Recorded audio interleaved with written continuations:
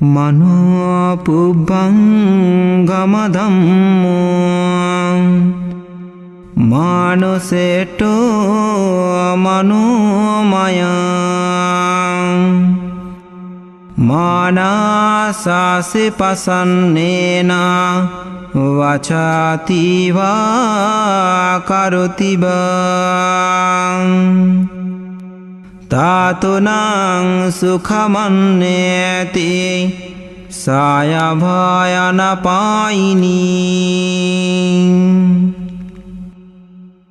মন ধর্মসমূহের পূর্বগামী, মন তাদের প্রধান এবং ইহারা মনের দ্বারা গঠিত। যদি কেহ কুশল মনে কোনো কথা বলে কিংবা কাজ করে, তবে অবিচ্ছিন্ন ছায়ার ন্যায় সুখ তার অনুগামী হয়। শ্রাবস্তীর জেতবন বিহারে বুদ্ধের অবস্থানকালে তার পিসিত ভাই তিস্য বৃদ্ধ বয়সে প্রব্রজ্ঞা গ্রহণ করেন। তিনি স্থূলকায় ও দাম্ভিক প্রকৃতির লোক ছিলেন। তিনি সুরঞ্জিত চিবর পরিধান করে প্রতিদিন অতিথিশালায় বসে থাকতেন। একদিন কয়েকজন অতিথি ভিক্ষু সেখানে এলো। তিনি তাদের প্রতি অভদ্র ব্যবহার করল। ভিক্ষুরা তার প্রতিবাদ করলে তিনি বুদ্ধের কাছে গিয়ে তাদের বিরুদ্ধে অভিযোগ করলেন। তখন ভিক্ষুরাও বুদ্ধের নিকট উপস্থিত হয়ে সমস্ত কথা ব্যক্ত করলেন। তিস্যদের ছলে ত্রিলোকের শ্রেষ্ঠ পুণ্যপুরুষ তথাগত বুদ্ধ এই গাথাদ্বয় আবৃত্তি করলেন। অক্ষোচিমাং অবধিমাং আজিনিমাং আহাসিমিয়াং এচতং উপনয়হন্তি বেরং তেসং ন সম্মতি। আমাকে আক্রোশ করল, আমাকে প্রহর করল, আমাকে জয় করল, কিংবা আমার সম্পত্তি হরণ করল। যারা এরূপ চিন্তা পোষণ করে তাদের শত্রুতার উপশম হয় না। অক্ষোচিমাং অবাধিমাং আজিনিমাং আহাসিমিয়াং এচতং না উপনয়হন্তি বেরং তেষু উপসম্মতি। আমাকে আক্রোশ করল, আমাকে প্রহর করল, আমাকে জয় করল, আমার সম্পত্তি হরণ করল। যারা এরূপ চিন্তা পোষণ করে না তাদের শত্রুতার উপশম হয়।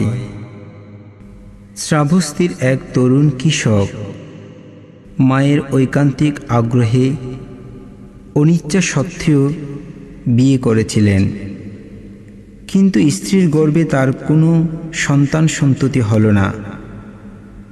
বংশলোপের ভয়ে মায়ের অনুরোধে দ্বিতীয়বার তাকে বাধ্য হয়ে বিয়ে করতে হল। দ্বিতীয় স্ত্রী গর্ভবতী হলে বন্ধ্যা স্ত্রীর বিষম হিংসা উৎপন্ন হল। গোপনে ওষুধ প্রয়োগ করে সে দুইবার সপত্নীর গর্ভস্থ সন্তান নষ্ট করে দিল। তৃতীয়বারও ওষুধ প্রয়োগের ফলে ব্রূসহ মায়ের মৃত্যু হল। প্রথম স্ত্রীর ষড়যন্ত্রণা ধরতে পেরে যুবক তাকে এমনভাবে আঘাত করল, তাতে তার সেখানেই মৃত্যু হল। দুই সপত্নীর শত্রুতা কিন্তু জন্ম জন্মান্তর ধরে চলতে লাগল। এক সময় শ্রাবস্তীতে একজন কুলবধূ এবং অন্যজন যক্ষিণী হয়ে জন্ম নিল। গৃহবধূর সন্তান জন্মিলে যক্ষিণী কৌশলে খেয়ে ফেলত। পুনর্বার খাওয়ার আগেই মহিলাটি ছেলেকে নিয়ে বুদ্ধের শরণাপন্ন হল। বুদ্ধ তখন তাদের বৈরিতা নিরসন করবার উদ্দেশ্যে এই গাথা ভাষণ করলেন। নাহি বেরানি বেরানি সম্মন্তিদাকুদাসনং আবিরনাশ সম্মন্তি এষা ধম্ম সনাতনু। জগতে শত্রুতার দ্বারা কখনো শত্রুতার উপশম হয় না, মিত্রতার দ্বারাই শত্রুতার উপশম হয়। ইহাই সনাতন ধর্ম, ইহাই বুদ্ধের ধর্ম। কৌশুম্বীর গুষিতারামে দুজন বিনয় ও ধর্মকতিক ভিক্ষু বাস করতেন। তাদের অনেক শিষ্য ছিল। একদিন সাধারণ আচার ব্যবহার সম্পর্কিত এক প্রশ্নে নিয়ে তাদের মধ্যে মতভেদ দেখা দেয়। যথাসময়ে উক্ত প্রশ্নের মীমাংসা হয়ে গেলেও তাদের অনুচর তথা শিষ্যরা উত্তেজনার বশে বিবাদ করতে লাগল। ফলে তাদের উপাসক সমাজও দুই দলে বিভক্ত হয়ে যায়। বুদ্ধ স্বয়ং এই বিরোধ মিটাবার চেষ্টা করলেন বটে, কিন্তু ভিক্ষুগণের অবিবেচনার ফলে বিবাদের জের থেকেই গেল। বুদ্ধ অবিনীত ভিক্ষুদের সংস্রব ত্যাগ করে একাকী পারলীয় বনে গিয়ে বসবাস আরম্ভ করতে লাগলেন। একদিন বুদ্ধ হঠাৎ চলে যাওয়ায় গৃহস্থ সমাজ বিচলিত হয়ে পড়ল। তারা বিরক্ত হয়ে ভিক্ষুদের সঙ্গে অসহযোগ আন্দোলন আরম্ভ করে দিল। তাতে ভিক্ষুদের আহার বন্ধ হওয়ার উপক্রম হল। অবশেষে ভিক্ষুগণ বুদ্ধের কাছে উপস্থিত হয়ে তাদের মনের কালিমা বিসর্জন দিয়ে বুদ্ধের নিকট ক্ষমা প্রার্থনা করলেন এবং বুদ্ধ ও ভিক্ষুগণকে ক্ষণস্থায়ী জীবনের কলহের অপকারিতার কথা প্রদর্শন করে এই গান করলেন। পারিশান বিজনন্তি মায়ামেতায় মামসে ইয়া সতত বিজনন্তি ততু সম্মন্তি মেধাগা। আমরা এখানে কোলাহলে নষ্ট হচ্ছি, অর্থাৎ অনুক্ষণ মৃত্যুর দিকে যাচ্ছি। কলহপ্রিয় লোকেরা ইহা বুঝে না। যারা বুঝে না, যারা উপলব্ধি করে না, তাদের কলহ কখনোই প্রশমিত হয় না। শ্বেতব্য নগরে চুল্যকাল, মধ্যকাল ও মহাকাল নামে তিন সহোদর একসাথে বাস করত।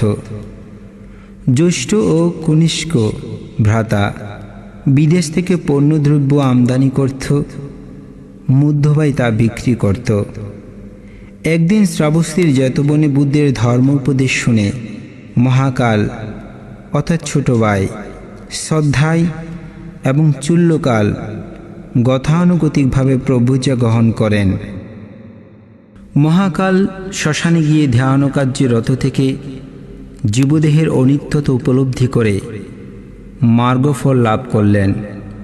কিন্তু চুল্যকাল পার্থিব রূপ, রস, শব্দ, গন্ধ, স্পর্শ ইত্যাদির আকর্ষণে আকৃষ্ট হয়ে বিচরণ করতে লাগল। একদিন বুদ্ধ শিষ্যগণ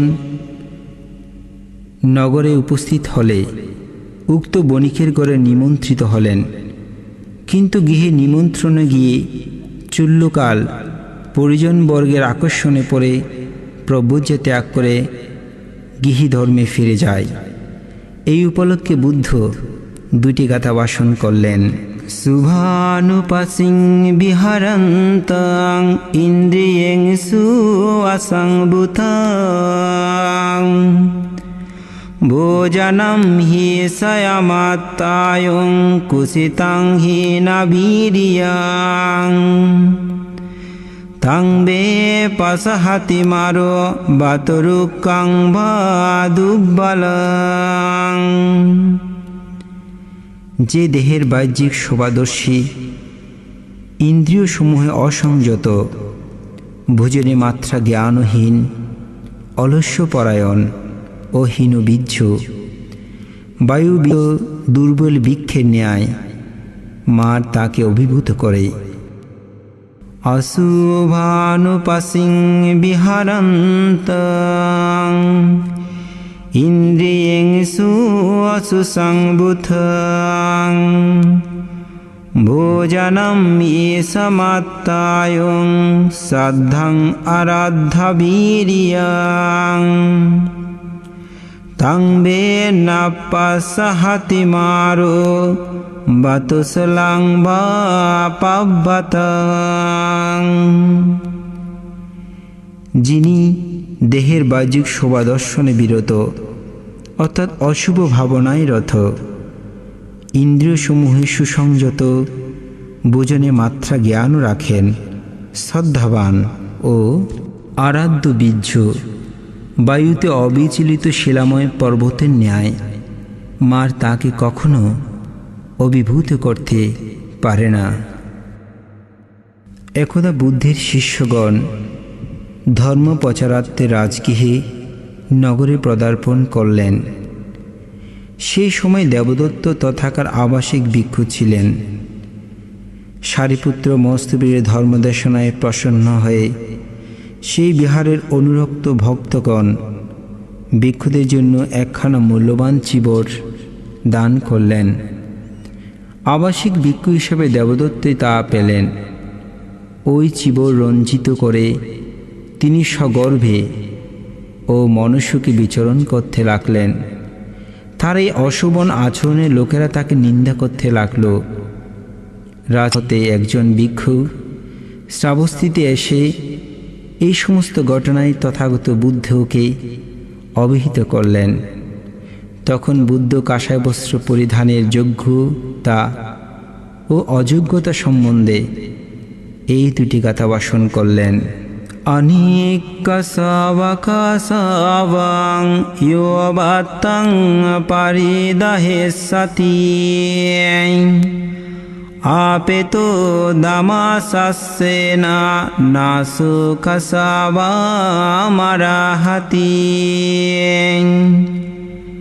যে কামর আঘাদী কুলুষযুক্ত হয়ে গৈরিক বস্ত্র পরিধান করে অথচ সত্য ও ধর্মগুণবিহীন, সে প্রকৃতপক্ষে গৈরিক বসনের অনুপযুক্ত।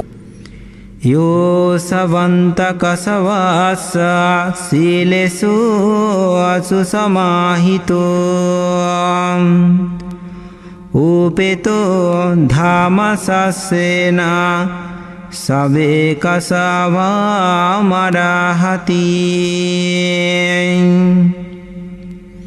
যিনি কুলুষ মুগ্ধ, শিলেষু প্রতিষ্ঠিত, সংযত ইন্দ্রিয় ও সত্যপরায়ণ, তিনি গৈরিক বসন ধারণের যোগ্য।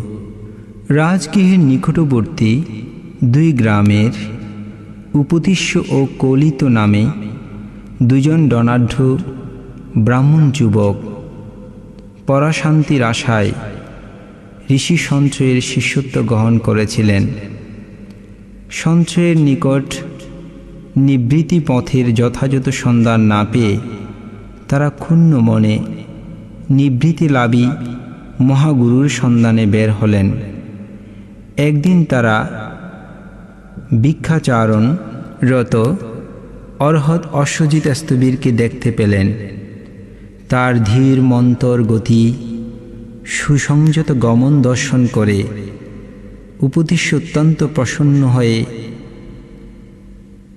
এই মহাপুরুষের নিকট মুক্তির সন্ধান লাভ করতে পারব এই মনে করে তার অনুসরণ করলেন এবং ভিক্ষুর আহারকৃত সমাপ্ত হলে মুক্তির পথের সঠিক ঋজুমার্গের বিষয় জিজ্ঞাসা করলেন। স্থবির অতি সংক্ষেপে স্বাগত বুদ্ধের সুব্যাখ্যাত ধর্মের সারতত্ত্ব উচ্চারণ করলেন। তা শ্রবণ করে তার ধর্মচক্ষু জ্ঞান উৎপন্ন হল। নির্বাণ লাভের জন্য তিনি ভগবান বুদ্ধের নিকট যাত্রা করার অভিলাষ জ্ঞাপন করলেন। কিন্তু তিনি মনে করলেন তার এক বন্ধু আছে, সেই কলিত, তাকেও সাথী করে নিয়ে বুদ্ধ দর্শনে যাবেন এই চিন্তা করতে লাগলেন। আবার ভাবলেন, আমাদের গুরু ঋষি সঞ্জয়কেও মুক্তির পথ প্রদর্শন করবার দায়িত্ব আমাদের আছে, তাই তাকেও সঙ্গে করে বুদ্ধ দর্শনে নিয়ে যাওয়ার সংকল্প করে এবং ঋষিকে আহ্বান করলেন। কিন্তু ঋষি কোনো ক্রমে তাহা গ্রহণ করলেন না। তাই উভয় বন্ধু তাদের অনুচরবর্গ নিয়ে রাজগৃহের বেণুবনে বুদ্ধের নিকট উপস্থিত হলেন। উপদেশ্য কলিত বুদ্ধের নির্বাণ দেশনায় সত্যপদের সন্ধান পেয়ে বুদ্ধ শাসনে প্রভুজিত হয়ে অচিরে অরহত্ব ফল লাভ করলেন এবং সারিপুত্র ও মহামোঘ্ঘলয়ং নামে প্রসিদ্ধ লাভ করে বুদ্ধের অগ্রশ্রাবক হলেন। তাদের পূর্বগুরু সঞ্জয় তাদের আহ্বানে ও বুদ্ধ দর্শনে আসেনি একথা তথাগত বুদ্ধকে জ্ঞাপন করলে তথাগত বুদ্ধ দুটি গাথা উচ্চারণ করলেন। অসারে সারা মাতিনু সারে সারা সদাসিনু তে সারং নাদিগাচ্ছন্তি মিশ্র সংকল্প গোচর। যারা অসারকে সার এবং সার বস্তুকে অসার মনে করে সেই মিথ্যা সংকল্প বিলাসীরা প্রকৃত সারবস্তু লাভ করতে পারে না। সারাংশ আসারাত আসারাংশ আসারাত তে সারং আদিগাচ্ছন্তি সম্মা সংকল্প গোচর। যারা সার বস্তুকে সার এবং অসার বস্তুকে অসার রূপে জানেন, সেই সম্যক গোচর ব্যক্তিরা প্রকৃত সারবস্তু লাভ করতে সমর্থন হন। গৌতম সিদ্ধার্থ বুদ্ধত্ব লাভ করার পর ধর্ম প্রচারার্থে রাজগৃহে এসে বেণুবনে বাস করছিলেন। পিতা শুদ্ধোদন তখন পুত্রকে কপিলাবস্তুতে আনবার জন্য দূত প্রেরণ করলেন। একে একে 10 জন দূত পাঠালো, কিন্তু প্রত্যেকে বুদ্ধের ধর্মকথা শুনে ভিক্ষুর সঙ্গে যোগদান করেছিল, কেউ ফিরে এলো না। অবশেষে মন্ত্রী কালুদায়ীর একান্ত অনুরোধে বুদ্ধ কপিলাবস্তুতে পদার্পণ করলেন। তখন বুদ্ধের বৈমাত্রীয় ভ্রাতা নন্দের রাজ্য অভিষেক ও বিবাহ উৎসব চলছিল। পুত্রের উপদেশে নন্দ ভিক্ষু ধর্ম গ্রহণ করল, কিন্তু পত্নীর প্রেমে তাকে বারবার সংসারের প্রতি প্রলুব্ধ ছিল। বুদ্ধের প্রভাবে নন্দ অরহত্ব লাভ করল। ভিক্ষুরা কথার প্রসঙ্গে বুদ্ধকে নন্দের অভূতপূর্ব পরিবর্তনের কথা জানতে চাইলে বুদ্ধ এই গাথায় ভাষণ করলেন। যথাগরং দুচ্ছন্নং বুদ্ধি সমাতি বিজ্জতি এবং অববিতং চিত্তং রাগো সমাধি বিজ্জতি। দুরাচ্ছাদিত গৃহে যেমন বৃষ্টি প্রবেশ করে না, তেমনি সাধনাবিহীন চিত্তে কামরাগ প্রবে না। যথাগরং শুচ্ছন্নং বুদ্ধি না সমাতি বিজ্জতি এবং সুভাবিতং চিত্তং রাগো না সমাতি বিজ্জতি। সুআচ্ছাদিত গৃহে যেমন বৃষ্টি প্রবেশ করে না, তেমনি সাধনাপুত চিত্তে বিষয় বাসনা প্রবেশ করতে পারে না। শ্রাবস্তিতে এক ধর্মপ্রাণ উপাসক মৃত্যুকালে সাতিপাট্টন সূত্র শ্রবণ করার ইচ্ছা প্রকাশ করলেন। ভিক্ষুরা পাঠ আরম্ভ করলে উপাসক হঠাৎ যেন আনমনে বলে উঠলেন, থামুন থামুন। তখন ভিক্ষুরা সূত্রপাঠ বন্ধ করে চলে গেলেন। তাতে উপাসকের আত্মীয়স্বজনরা কাঁদতে লাগল। কিছুক্ষণ পরেই উপাসক প্রকৃষ্ট হলে সমস্ত বিষয় অবগত হলেন। তারপর তিনি বললেন, ভিক্ষুগণকে তো আমি থামতে বলিনি। অধিকন্তু আমাকে স্বর্গ থেকে নিয়ে যাওয়ার জন্য 6টি রথ এসেছিল। তারাও কেউ বলল আমার রথে উঠো, কেউ বলল আমার রথে উঠো। তাদের এই কলহকে থামানোর জন্য বললাম, তোমরা থামো থামো, আমি তো ভিক্ষুগণকে থামতে বলিনি। এই ঘটনার বিষয় বুদ্ধির গোচরভূত হলে পুণ্যকর্ম সম্পাদনের ও সজ্জীবনযাপনের প্রশংসা চলে। তিনি এই গাথা ভাষণ করলেন, ইদমুদাতি পেসমুদাতি কতা পুণ্য অয়ুবায়াত্তমোদাতি সোমোদাতি সোপমোদাতি দিশকম্মা বিশুদ্ধিমাত্থানু। কৃতপুণ্য ব্যক্তি ইহলোক পরলোক উভয় লোকে আত্মপ্রসাদ লাভ করেন। স্বীয় কর্মশুদ্ধি দর্শন করে তিনি আনন্দ পরমানন্দ লাভ করেন। দেবদত্ত প্রমুখ 6 জন সাক্ষ্য সন্তান বুদ্ধির নিকট ভিক্ষুব্রত গ্রহণ করলেন। লৌকিক সাধনার দ্বারা দেবদত্ত কিছু লৌকিক ঋদ্ধি অধিকারী হয়েছিল। তথাগত বুদ্ধ এবং তার অশীতি প্রধান শিষ্যের সুখ্যাতি দেবদত্ত সহ্য হল না। তাই তিনি ভিক্ষু সঙ্গে নায়ক হবার উদ্দেশ্যে অজাতশত্রুকে বশ করে তার পিতা বিম্বিসারকে হত্যা করে সিংহাসন অধিকার করার পরামর্শ দিয়েছিল। বলা বাহুল্য, দেবদত্তের লৌকিক ঋদ্ধি প্রদর্শনে অজাতশত্রু পিতৃহত্যা তুল্য দুষ্কাদনে ব্রতী হয়েছিল। তারপর দেবদত্ত অজাতশত্রুর সাহায্যে বুদ্ধির প্রাণনাশের জন্য উদ্যোগী হলেন এবং সারা জীবন চেষ্টা করেও বুদ্ধির প্রাণনাশ করতে পারল না। শেষ জীবনে অনুতপ্ত হয়ে বুদ্ধির শরণাগত হওয়ার ইচ্ছা পোষণ করল। তারা যেন শ্রাবস্তির জেতবনে বুদ্ধির দর্শনের জন্য তাকে বহন করে নিয়ে যায়। তার শিষ্যরা তার আদেশ অনুক্রমে তাকে মঞ্চপুরী শোয়াইয়ে বহন করে নিয়ে যেতে লাগল। তার দুষ্কর্মের ফলে তিনি বুদ্ধির নিকট পৌঁছতে পারল না। পথের মধ্যে তার মৃত্যু ঘটে এবং মহা অবিচি নরকে পতিত হয়।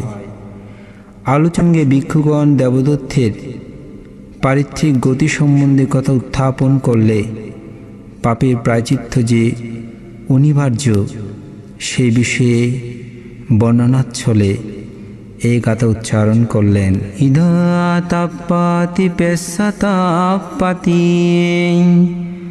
পাপাকারী উভয়াত্তা তাপ্পাতি পাপাং মে কথংতি তাপ্পাতি বিয়োতাপ্পাতি দুঃখাতিং গাথো। পাপী ইহলোক ও পরলোক উভয় লোকে মনস্থাপ ভোগ করে। আমার দ্বারা পাপকর্ম করা হয়েছে এই ভেবে সে অনুতপ্ত হয় এবং দুর্গতি প্রাপ্ত অধিকতর সন্তপ্ত হয়। বুদ্ধ এক সময় কৌশম্বীর গুসিতারামে বাস করছিলেন। সে সময় মহারাজ উদয়নীর প্রথমা স্ত্রী শ্যামাবতী বুদ্ধের নিকট ধর্মশ্রবণ করতে যেতেন। দ্বিতীয় স্ত্রী মাগন্দিয়া বুদ্ধের বিদ্বেষী ছিলেন। বুদ্ধের প্রতি শ্যামাবতীর অচলা শ্রদ্ধা দেখে মাগন্ধীয়ের হিংসা উৎপন্ন হল। সেজন্য তিনি শ্যামাবতীর বিরুদ্ধে রাজার মন ভাঙানোর চেষ্টা করতে লাগল। ক্রমে রাজার নিকট তার সমস্ত ষড়যন্ত্রণা ধরা পড়ল। তিনি এভাবে সপত্নী শ্যামাবতীর প্রাসাদে আগুন সংযোগ করে দিল, তা জানতে পারল রাজা। মহারানী শ্যামাবতীর 5 সহচারী সহ তাতে অগ্নিদগ্ধ হয়ে মৃত্যুর মুখে পতিত হল। মহারাজ উদয়ন সমস্ত ঘটনা অবগত হয়ে মাগন্ধীকে প্রাণদণ্ডের বিধান করল। এই বৃত্তান্ত বুদ্ধির গোচরাভূত হলে তিনি ভিক্ষু সঙ্গের উদ্দেশ্যে উপদেশ প্রদানোচ্ছলে এগাথা ভাষণ করলেন। আপামাধু আমাথং পদং পামাধু আমাসুনু পদং আপামাত্তনামিয়ন্তি এপামাত্থায়তামতং। অপ্রমাদ ও অমিত লাভের উপায়, প্রমাদ ও মৃত্যুর পথ। অপ্রমত্ত ব্যক্তিরা অমর, আর যারা প্রমত্ত তো সদৃশ্য। শ্রাবস্তির জৈন কুলপুত্র বুদ্ধের ধর্ম শ্রবণ করে অচিরে অরহত্ব লাভ করল। সঙ্গরক্ষিত নামে তার এক ভাগিনীও তার নিকট প্রভুজা গ্রহণ করল। একদিন সঙ্গরক্ষিত 2খানি খণ্ডিত বস্ত্র পেয়ে একখানা গুরুকে দান করতে চাইল। গুরু তা গ্রহণ করলেন না। এতে সে অতিশয় দুঃখিত হল। তখন সে গুরুকে পাখা দিয়ে হাওয়া করছিল। তখন সে মনে মনে চিন্তা করতে লাগল, আমি গৃহী অবস্থায় গুরুদেবের ভাগিনী ছিলাম, এখন তার শিষ্যত্ব গ্রহণ করেছি, অথচ তিনি আমার গ্রহণ করলেন না। সুতরাং ভিক্ষু থেকে লাভ কি? আমার সংসার জীবন গ্রহণ করাই ভালো। এই বস্ত্রখণ্ডদ্বয় বিক্রি করে একটি মেষ ক্রয় করব। মেষের বাচ্চা হলে বিক্রয় করে অর্থ উপার্জন করে বিয়ে করব। তখন স্ত্রীকে নিয়ে মাতুল দর্শনে যাব। সে যদি সম্মত না হয়, তাকে এমনভাবে প্রহর করব। এই চিন্তায় স্ত্রীকে পাখা ধারা প্রহরের করতে উদ্যত হয়ে তার গুরুর মাথায় প্রহর করল। তখন লজ্জিত সঙ্গরক্ষিত পালিয়ে যেতে তরুণ ভিক্ষুরা তাকে ধরে বুদ্ধের নিকট নিয়ে গেল। বুদ্ধ এই ঘটনা জ্ঞাত হয়ে নির্মুক্ত গাথা ভাষণ করলেন। দুরাঙ্গামং ইয়ারং আশারীরং গুহাছায়াং হে চিত্তং সংযমেচ্ছন্তি মোক্ষান্তি মারাবন্ধনাং।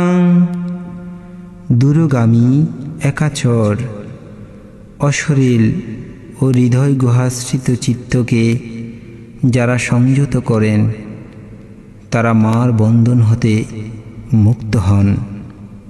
সৌরেতবাসী জৈনক ষষ্ঠীপুত্র বুদ্ধের অন্যতম মহাশিষ্য মহাকাত্যায়ন স্থবিরের রূপ সৌন্দর্যে আকৃষ্ট হয়ে অতিশয় কামাতুল হয়ে পড়লেন।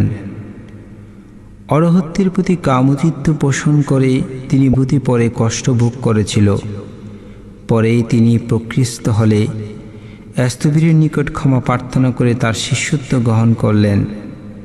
তারপর তিনি ধ্যান সাধনায় তৎপর হয়ে মার্গফলের অধিকারী হলেন। এই উপলক্ষে বুদ্ধ এই গাথা ভাষণ করলেন। নাথং মাতা পিতা কারিয়া আইয়ে বাপি সায়া তাকে সাম্মা পানিহিতাং চিত্তাং শ্রেয়াসোনা তাতো খারে। মাতা পিতা কিংবা অপর জ্ঞাতিবর্গ যেরূপ উপকার মানুষের করতে পারে না, সত্য নিবিষ্ট চিত্ত তার ততোধিক উপকার করে।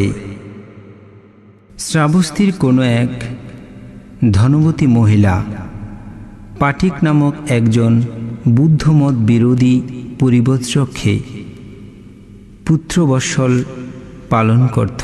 পাড়া প্রতিবেশীদের নিকট বুদ্ধের গুণকথা শুনে একদিন তিনি বুদ্ধের নিকট গিয়ে ধর্মকথা শুনতে ইচ্ছা পোষণ করলেন।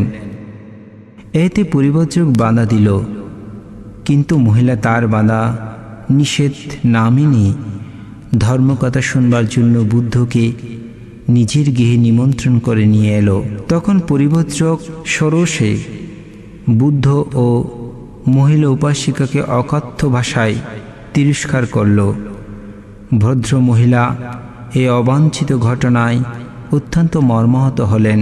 বুদ্ধ মহিলাটির অবস্থা দেখে তাকে উপদেশ ছলে এ কথা উচ্চারণ করলেন। না পারে সং বিলোমানি না পারে সং কথা কথাং আত্মানো বা আবেকেয়ং কথানিয়া কথানি স। পরের বিচ্যুতির প্রতি কিংবা পরের কৃত অকৃত কার্যের প্রতি লক্ষ্য করবে না, নিজের কৃত অকৃত কার্যাদির প্রতি দৃষ্টি রাখবে। অঙ্গরাজ্যের বদ্রীনগরে ধনঞ্জয় শ্রেষ্ঠীর গৃহে মহা উপাসিকা বিশাখার জন্ম হয়। তার বয়স যখন 7 বছর, তখন বুদ্ধ ধর্ম প্রচারার্থে বদ্রীনগরে পদার্পণ করেছিলেন তথাগত বুদ্ধ। সেই সময় বিশাখা 500 স্বেচ্ছাসেবিকার অধিকারিণী রূপে বুদ্ধকে স্বাগত সম্বর্ধনা জ্ঞাপন করলেন এবং বুদ্ধের ধর্মকথা শুনে শ্রোতাপত্তি ফল লাভ করলেন। 16 বছর বয়সী বিশাখাকে শ্রাবস্তীর নিগ্রন্থ উপাসক মেঘার শ্রেষ্ঠীর একমাত্র পুত্র পুণ্যবর্ধনের সঙ্গে বিবাহ বন্ধনে আবদ্ধ হয়। প্রথমে শ্বশুরালয়ে বিশাখার অনুকূল ছিল না, পরে নিজের গুণে তিনি সকলের মন জয় করতে সমর্থন হল। তারপর শ্বশুরালয়ে সকলেই বুদ্ধের ধর্মের এবং সঙ্গের স্মরণে জীবন উৎসর্গ করল।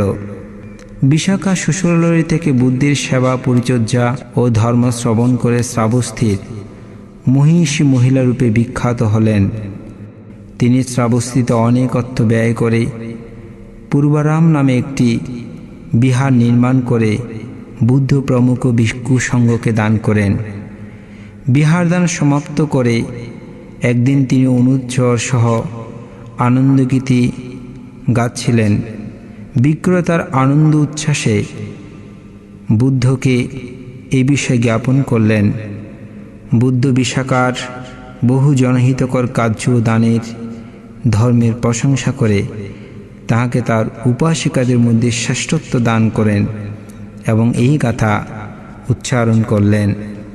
यथापि पुप्पारा सिंहा कैरामला गुणे बहु एवं जते नमस्सेना कर्तव्यं कुशलं बहु। যেমন পুষ্পরাশি হতে নানাবিধ মাল্য প্রস্তুত করা যায়, তদ্রূপ যে মানব জন্ম গ্রহণ করেছে তারও বহুবিধ সৎকর্ম করা উচিত। একদা মহাকাশ্যপস্থবির রাজগৃহের পিপ্পলি গুহায় বাস করছিলেন। সে সময় 2জন বন্ধু শিষ্য তার পরিচর্যা করত। একজন উত্তম রূপে ভক্তি সহকারে তার পরিচর্যা করত, অপরজন শুধু সততা করে অন্যের কৃতকার্য নিজের নামে চালিয়ে দিত। তার এই চাতুরি ধরা পড়লে স্থবির তাকে সততা পরিহার করবার উপদেশ দিলেন। এতে সে ভয়ানক রেগে গেল। পরের দিন সে গুরুর সঙ্গে ভিক্ষাচারণে না গিয়ে কোনো পরিচিত উপাসকের বাড়ি থেকে খাদ্য এনে নিজে খেয়ে ফেলল। তিনি ইহা জানতে পেরে তাকে আবার উপদেশ দিলেন।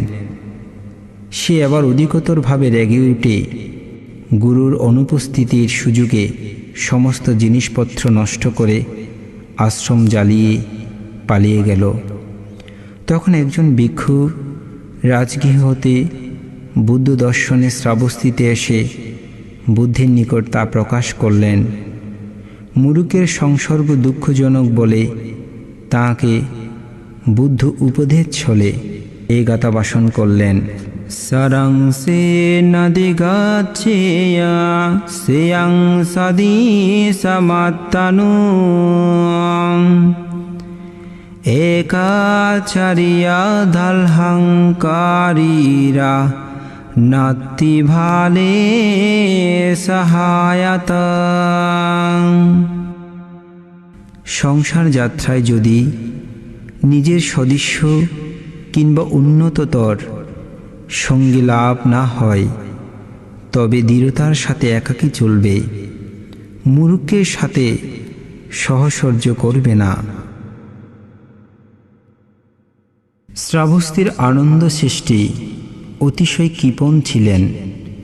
তিনি পুত্র মূলশ্রীকে সর্বদা এরূপ উপদেশ দিতেন, দেখো একটু একটু ব্যবহারে স্তূপকৃত অর্জন শেষ হয়ে যায়, একটু একটু সঞ্চয়ে বিরাট উইয়ের ডিবি হয়, মৌমাছির একটু একটু মধু আহরণে মৌচাক তৈরি হয়।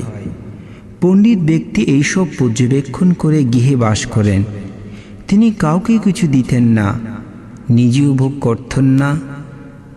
যজ্ঞের ধনের ন্যায় অতি সতর্কে তিনি ধন রক্ষা করতেন। একদিন কৃপণচেষ্টির জীবনের অবসান ঘটল। তিনি দেহ ত্যাগ করে এক চণ্ডাল গৃহে জন্মগ্রহণ করলেন। চণ্ডাল বালকের জন্মদিন থেকেই সমস্ত গ্রামবাসী বিষম দুর্ভিক্ষের সম্মুখীন হল।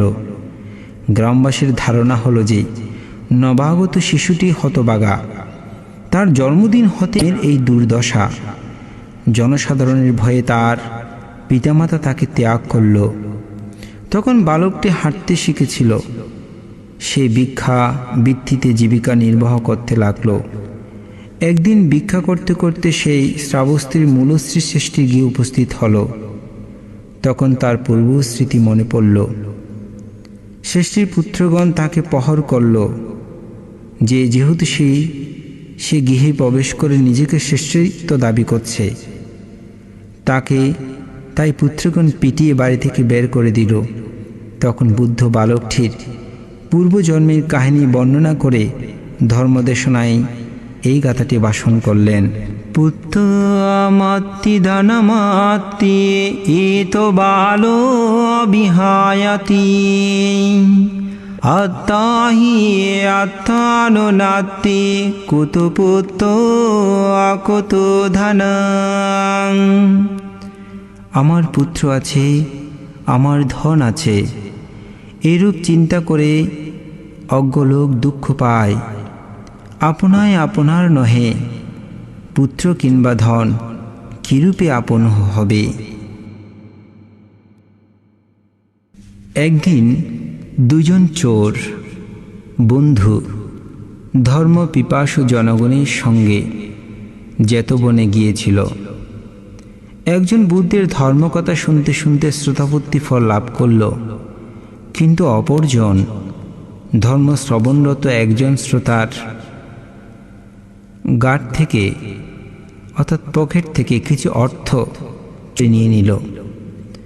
তাতে সে তার সেদিনের মতো অন্য সংস্থান হল, কিন্তু সেদিন তার ধার্মিক বন্ধুর ঘরে আর আহার জুটল না।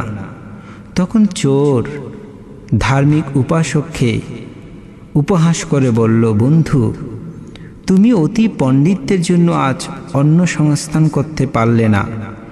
ধার্মিক ব্যক্তির বন্ধুর মনের ভাব জ্ঞাত হয়ে বুদ্ধের নিকট এই কথা বললেন। বুদ্ধ ধর্ম উপদেশ ছলে এই গাথাটি ভাষণ করলেন।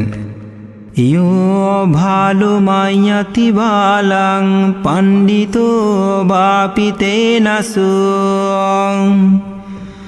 ভালো পণ্ডিতমানি সবে ভালোতি বুঝছতি। যে মূর্খ নিজের অজ্ঞতা সম্বন্ধে সচেতন তদ্বারা সে পরিমাণে পণ্ডিত, কিন্তু যে মূর্খ নিজেকে পণ্ডিত বলে অভিমান করে সেই যথার্থ মূর্খ বলে কথিত হয়। রাজগৃহের সুমন মালাকার প্রতিদিন সকালে রাজা বিম্বিসারকে 8 মুঠো ফুল উপহার দিয়ে 8টি কাহন লাভ করত। একদিন সে পুষ্প নিয়ে রাজপ্রাসাদে যাওয়ার সময় পিণ্ডচারণরত বুদ্ধকে দেখে রাজার উদ্দেশ্যে আহরিত পুষ্প দ্বারা বুদ্ধকে পূজা করার চিত্তচেতনা উৎপন্ন হল। তাই তিনি পুষ্প দ্বারা বুদ্ধকে পূজা করল। তাতে মালাকার পত্নী বিরক্ত হয়ে রাজার নিকট নিজেকে নির্দোষ প্রমাণ করতে গিয়েছিল। রাজা স্বামীর বিরুদ্ধে মালাকার পত্নীর অভিযোগ শুনে তার প্রতি অসন্তুষ্ট না হয়ে বরং আনন্দ প্রকাশ করলেন এবং মালাকারকে প্রচুর পুরস্কার প্রদান করলেন। অপরাহ্নে ভিক্ষুরা মালাকারের কথা উত্থাপন করে আলাপ আলোচনা করতে থাকলে বুদ্ধ পূজার আশ্চর্য গুণ বর্ণনা কল্পে এই গাথাবাসন করেন। তসং কাম্মং কথং সাধু यं कत्वा नानुताप्पति यस्सा पतेतो सुमानो विपाखं पटिसेवति। যা করে অনুতাপ করতে হয় না, যে কাজের ফল সানন্দে ও প্রসন্ন মনে ভোগ করতে পারা যায়, সেরূপ কর্মই ভালো কাজ, সৎ কাজ। শ্রাবস্তির কয়েকজন বণিকের নিকট বুদ্ধের আবির্ভাবের কথা শুনে গান্ধার রাজ মহাকাপ্পিন রাজত্ব ও আত্মীয়স্বজন ত্যাগ করে সপরিষদ শ্রাবস্তির অভিমুখে যাত্রা করেন। পথে মধ্যে চন্দ্রা নদীর তীরে বুদ্ধের দর্শন লাভ হয় এবং ধর্মশ্রবণ করে শ্রোতাপত্তি ফল লাভ করেন। পরিষদ বর্গসহ ভিক্ষু সঙ্গে তিনি যোগদান করলেন। ভিক্ষু হওয়ার পর মহাকাপ্পিন অহসুখ অহসুখ অহসুখ এইরূপ আনন্দ উচ্ছ্বাসে বিভোর হয়ে থাকতেন। ইহা অনেকে দর্শন করে মনে করতেন যে তিনি এখন দায়ক দায়িকাদের দানকৃত অর্থ ভোগ করে কাজকর্ম পরিত্যাগ করে মহা আনন্দ উপলব্ধি করছেন, তাই মনে হয় অহিসুখ অহিসুখ করছেন। এই কথা আলোচনা করতে করতে বুদ্ধের কানে যায়, বুদ্ধের কর্ণগোচর হয়। বুদ্ধ জানতেন যে মহাকাপ্পিনের বহুবিধ সম্পদ থাকা সত্ত্বেও সেগুলো তিনি পরিত্যাগ করে ধর্ম আচরণের মাধ্যমে ফল লাভ করেছেন বিধায় তার সেই লোকোত্তর সুখের জন্য তিনি অহসুখ অহসুখ করছেন। তাই বুদ্ধ এই মহাকাপ্পিনীর প্রশংসাচ্ছলে এই গাথা ভাষণ করলেন।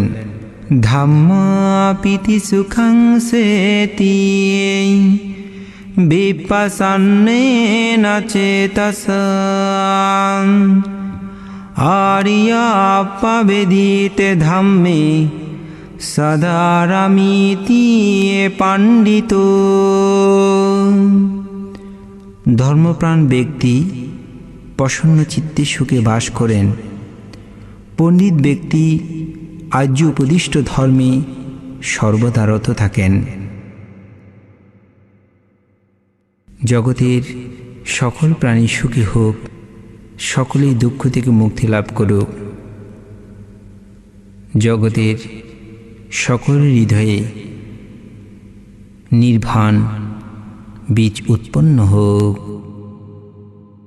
সাধু সাধু সাধু।